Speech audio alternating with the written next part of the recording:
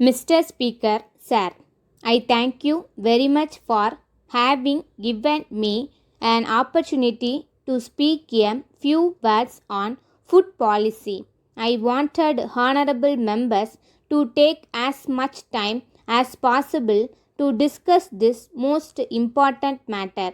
My colleague, the finance minister, gave a very good account of the situation yesterday and made clear the basic policy of the government.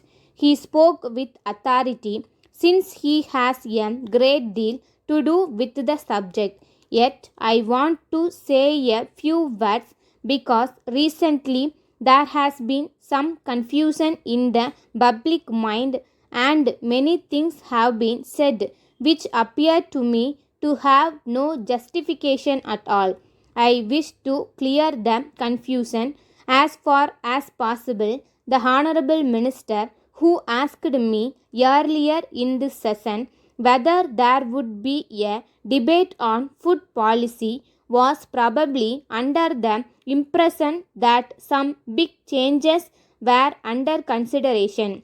As a matter of fact, a change in policy was neither intended nor suggested. Certain minor changes are certainly contemplated, but they have nothing to do with the basic policy that the government has attempted to follow in future.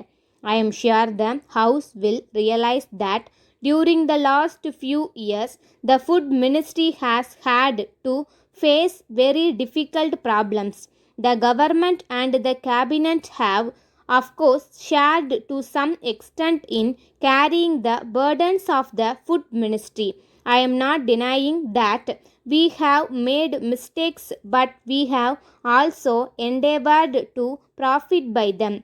It must be considered that the food situation in the country, which was difficult for a long time, has now considerably eased.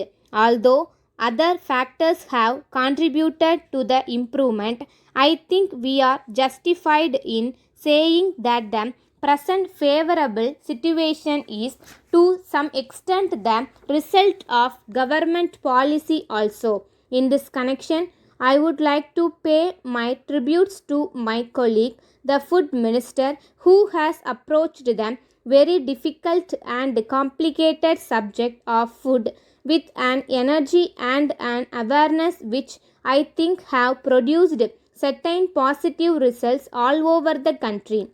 In a debate of this kind, it is natural that honorable members should be more concerned with the situation in their particular state or area, and it is right that they should do so. Nevertheless, the most important thing is that we keep in view India and her food problem as a whole and at the same time remember our basic policy.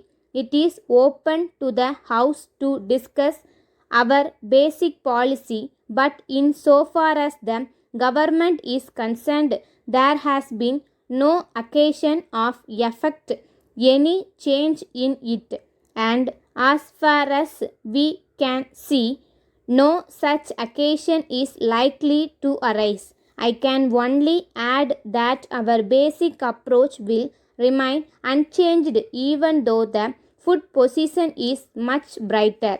The finance minister pointed out the close relationship between the food question and planning. But in regard to the supply of food and other necessities of life, it is not enough merely to see that there is fair distribution or that people do not prosper at the cost of others.